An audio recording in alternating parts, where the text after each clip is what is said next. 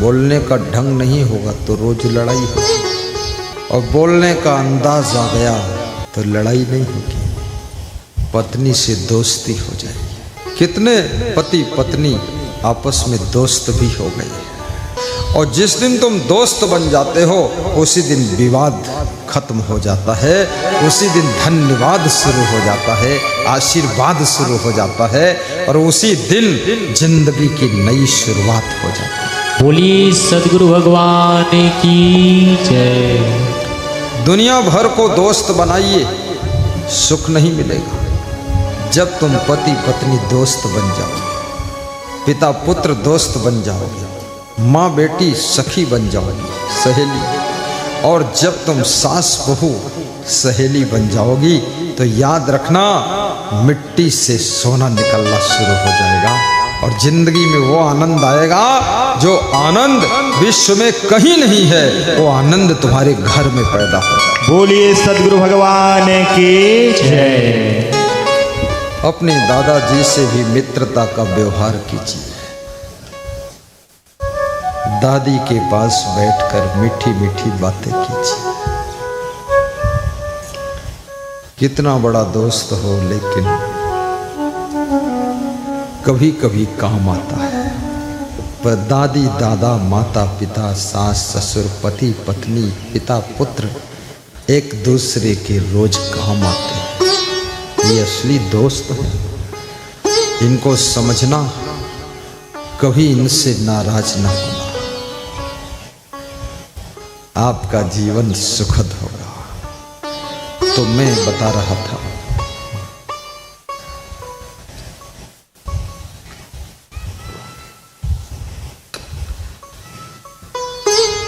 परिवार के सदस्यों को भी रीडिंग करूं।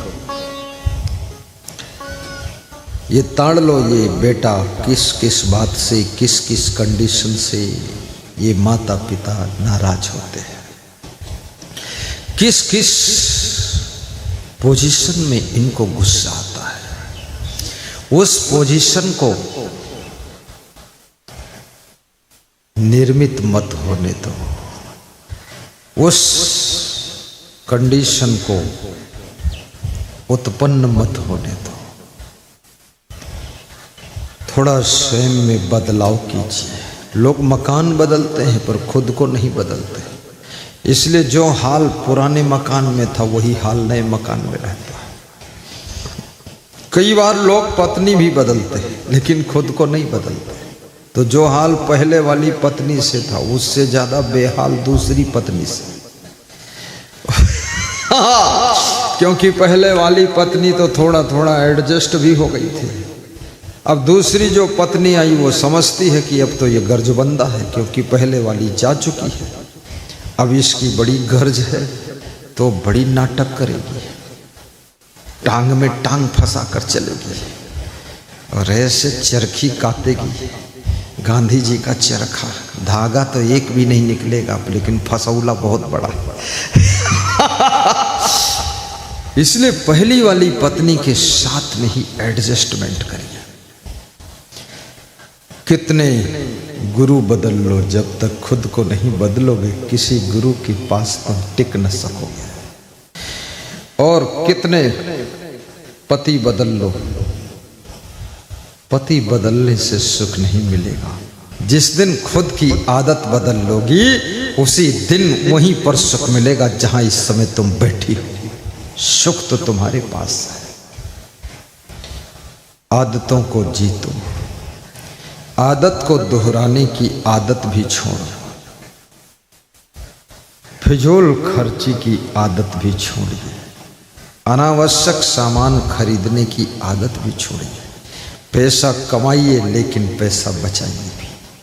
और मोबाइल में प्रवचन जो जो सुनते हैं वह कृपया हाथ ऊपर उठाकर बताइए, किसने किसने मोबाइल में गुरु जी का प्रवचन सुना है। अरे बहुत लोग सुने, तो सब सुन ही चुके तो गुरु जी को आने की जरूरत ही नहीं थी। अगली बार हाथ उठवाऊंगा तो कोई उठाएगा ही नहीं, और सोचेगा कि हाथ उठाओगे तो आएगा भी नहीं, इसलिए उठाओ ही मत, तो आते रहेंगे। एक बार आ गए अब हम भी तुम्हारे प्रेम के जाल में फंस गए। अब तो मेरा खुद ही मन होगा कि मैं सुपौल जाऊं, रतनपुरा जाऊं, वहां सत्संग सुनाऊं और वहीं सुंदर मकान में सोऊं। मेरे रहने के लिए न्यू भवन बनाया गया और इतना अच्छा वीवीआईपी भवन है, बहुत सुंदर टाइल लगा हुआ, चमकता हुआ ग्रेनाइट जैसा, और कमरे भी बड़े बड़े हैं। मैंने तो 2 कमरों में कब्जा कर लिया है, दोनों में रहता हूँ।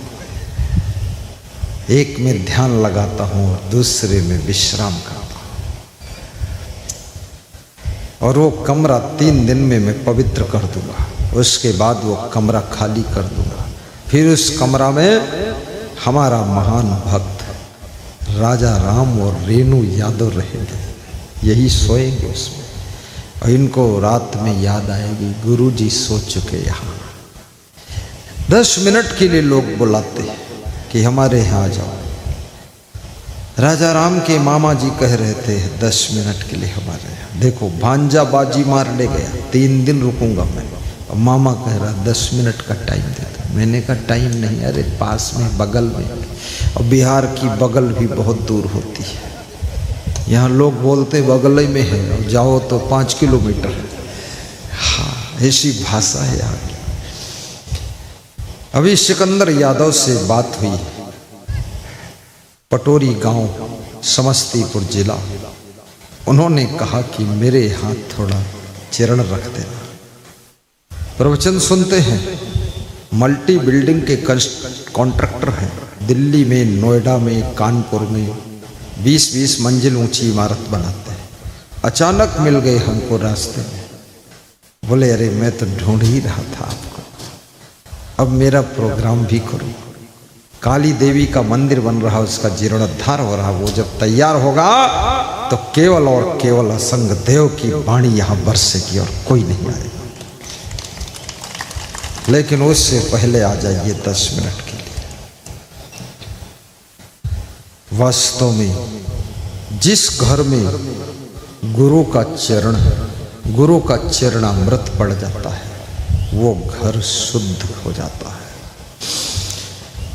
जिस कमाए हुए धन में गुरु के लिए कुछ दान हो जाता है, वो भी शुद्ध धन शुद्ध हो जाता है।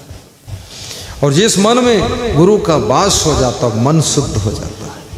और जिस वाणी से गुरु का गुणगान हो जाता है, वो वाणी भी शुद्ध हो जाती है। और जिन आंखों से गुरु का दर्शन हो जाता है, वो नयन भी शुद्ध हो जाते हैं। और जिन कानों से गुरु की वाणी को हम सुनते हैं, वे कान भी शुद्ध हो जाते हैं। जिन हाथों से हम दौड़ दौड़ कर गुरु के सत्संग में कुछ सेवा करते हैं, तो हमारे हाथ शुद्ध हो जाते हैं। और जिन पैरों से हम चल करके गुरु के दर्शन करते हैं, शोभा यात्रा में चलते हैं, और जिन पैरों से चलकर सत्संग में आते हैं, सेवा करते हैं, वे हमारे पाँव भी शुद्ध हो जाते हैं। हमारे पीछे चमर डुला रहे हैं एक भक्त गंभरिया के, बड़ी श्रद्धा है, इनसे भी मैं बहुत प्रभावित हुआ। Yes cross gas agency centre, असंग देव योगा सेंटर गंभरिया में आपका है। बड़ा भारी प्रोग्राम आपने करवाया था 2 वर्ष पहले, और ये एक दान पात्र रखते हैं, बड़ा दान पेटी। उसमें जो गैस वैस लेने आता है ना, गैस तो दे देते हैं, कहते हैं इसमें सत्संग के लिए कुछ दान भी डालिए। और उसमें लोग दान डालते हैं, हजारों लोगों से सहयोग ले करके और खुद का धन लगा करके भव्य प्रोग्राम किया था। और याद रखना, इनका नाम है सुनील भारती। क्या नाम है? सुनील भारती। श्रद्धा बहुत है। आज उनकी इच्छा थी मैं चमर डोलाऊं, तो मैंने घट डोला तो चमर, तो मैंने भी पगड़ी लगाया, तो उनका इच्छा था मैं भी पगड़ी लगाऊं, तो उसने भी लाल रंग की पगड़ी लगा दिया। और मैं सफ़ेद कपड़ा पहना, वो भी सफ़ेद पहन लिया। क्योंकि चंवर डोलाने के लिए सफेद वस्त्र पहनना आवश्यक है, कंपलसरी है। और चंवर डोलाने की दक्षिणा भी देना पड़ता है। श्रद्धा से कुछ दक्षिणा दी जाती है। और जीवन तो मिला है, जीवन जीने का ढंग सीखना पड़ेगा, अन्यथा जीवन यूं ही धीरे धीरे बीत जाएगा। कई बार जीवन लोगों का खत्म हो जाता है, लेकिन उनकी बुराइयां खत्म नहीं होती, अवगुण खत्म नहीं होते, आदत खत्म नहीं होती, गुस्सा खत्म नहीं होता, और लोभ खत्म नहीं होता है, अहंकार खत्म नहीं होता है, लेकिन शरीर खत्म हो गया, मृत्यु हो गई। मरने से पहले अपने भीतर की बुराइयों को मारो, ज्ञान की कृपाण को लेकर के उन आदतों को काट कर खंड खंड कर दो, जिन आदतों के कारण तुम्हारा परिवार भी दुखी है, तुम्हारा मन भी दुखी है, संसार दुखी है। उन आदतों के टुकड़े टुकड़े कर डालो, ज्ञान की तलवार उठा लो।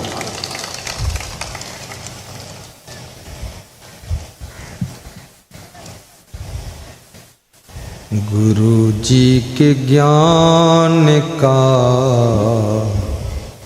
मजा लीजिए।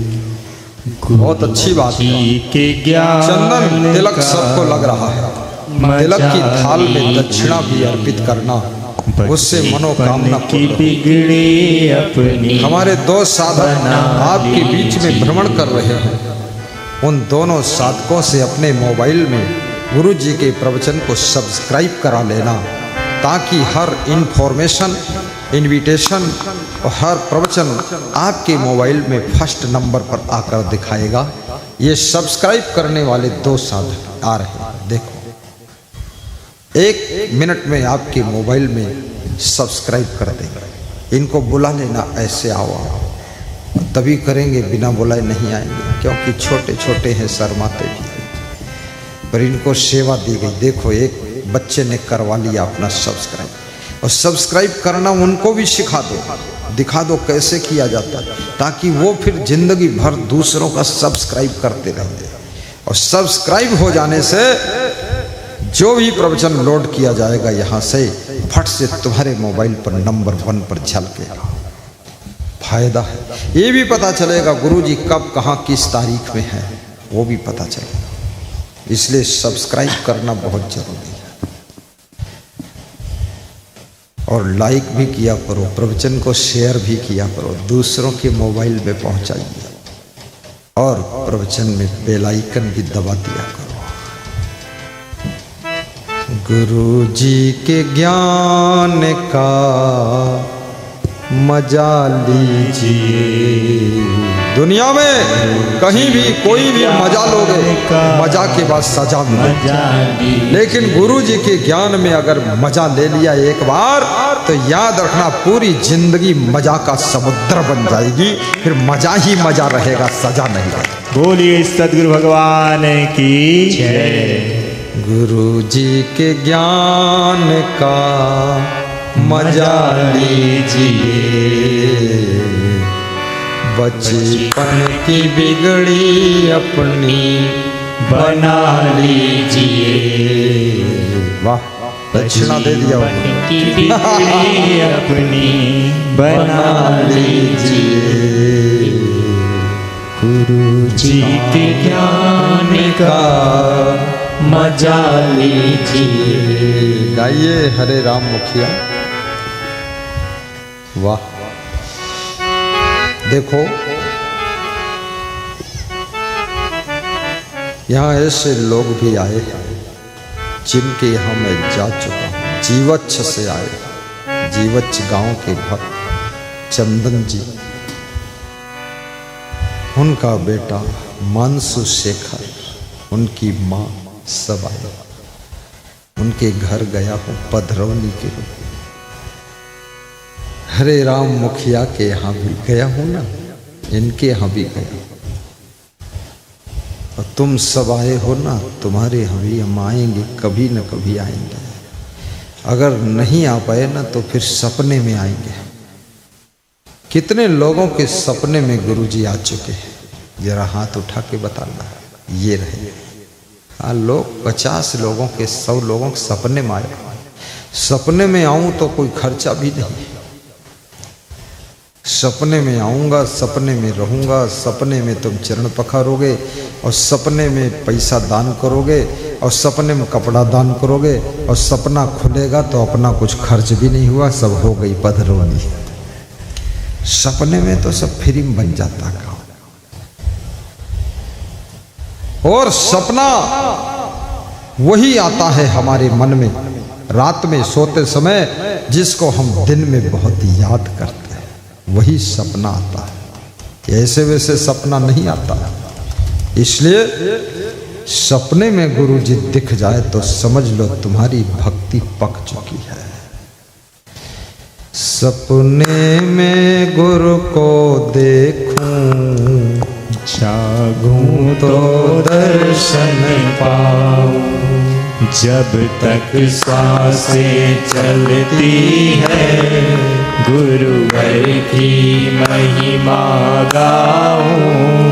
सपने में गुरु को देखूं, जागूं तो दर्शन पाऊं। जब माया मोह में उलझा मन ने मुझको भटकाया, गुरुदेव ने हाथ पकड़ कर मुझे सत्य का पथ दिखाया। अब इन चरणों को तज कर अभी और कहाँ मैं जाऊं। सपने में गुरु को देखूं, जागूं तो दर्शन पाऊं। जब तक सांसें चलती है, गुरुवर की महिमा गाऊं। सपने में गुरु को देखूं, जागूं तो दर्शन पाऊं। जागूं तो दर्शन पाऊं।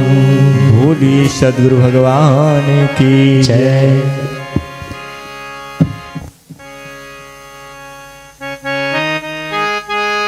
स्वप्न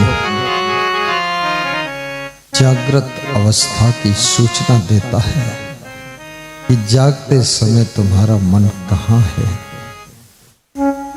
जहां मन जागृत अवस्था में होता है, वहीं के सपने आ जाते हैं।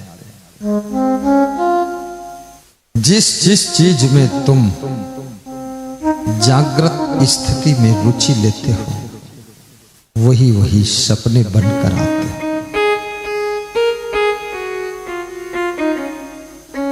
याद रखना, जिंदगी से जुड़ी हुई सभी चीजों का मूल्य है, लेकिन आपकी जिंदगी अमूल्य है। ये जिंदगी बंदगी के लिए मिली है। ये जिंदगी गंदगी इकट्ठा करने के लिए नहीं मिली।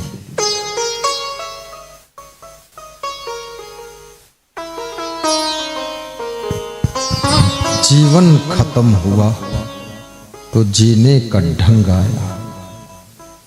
जब बुझ गई शमा तो महफिल में रंग आया। जीवन की संध्या बेला जब आ जाती है, शरीर जर्जर हो गया तो जीने का तरीका आया। इसलिए बूढ़े लोग बच्चों को और जवानों को बहुत समझाते रहते, ऐसे जियो, ऐसे करो, ऐसे रहो। लेकिन बचपन समझना नहीं चाहता है। जवानी सोई हुई है, बुढ़ापा आंसुओं से भरा है, बचपन अज्ञान में दौड़ रहा है, जवानी भोगों में भाग रही है और बुढ़ापा पश्चाताप की अग्नि में जल रहा है। कितना स्वर्णिम समय मिला था, सब चला पाए मनुष्य तन वृथा न खोवो, दुख से छोरी गली लहो विशाल परम पदेव की सुयस्वास्थल। सदगुरु विशाल देव कहते हैं कि मनुष्य जीवन को पाकर व्यर्थ मत कमाए, अनर्थ में मत खर्च कर, केवल स्वार्थ में ही ये जीवन मत खर्च कर। थोड़ा जीवन के क्षण परमार्थ के लिए भी खर्च कर, थोड़ा जीवन की कमाई धर्मार्थ के लिए भी खर्च की, थोड़ा जीवन की बुद्धि सेवार्थ में भी लगाई। अनर्थ जीवन में दुख पैदा करता है, परमार्थ परम सुख को जन्म देता है। स्वार्थ इंसान को पशु के स्तर में पहुंचा देता है, लेकिन धर्मार्थ इंसान को देवी और देवता बना देता है। इसलिए धर्म की राह पर चलना, राष्ट्र धर्म, मानव धर्म और पत्नी का धर्म, पति का धर्म, पुत्र का धर्म, मां का धर्म, पिता का धर्म, पड़ोसी का धर्म, गुरु का धर्म, शिष्य का धर्म, इसको कभी भूलना नहीं। हम जिस गांव में रहते हैं, ग्राम का धर्म क्या है? गांव में ऐसे थोड़े फालतू रहते, भीड़ मचा, एक दूसरे के दुख सुख में हाथ बांटना, यही तो गांव का धर्म है। एक दूसरे को दुखी करना, एक दूसरे का काम बिगाड़ना, ये अधर्म है, ये धर्म नहीं। रिश्तों का धर्म है कि हमारे रिश्तेदारों में कोई दुख है तो हमें फट से पहुंचना चाहिए।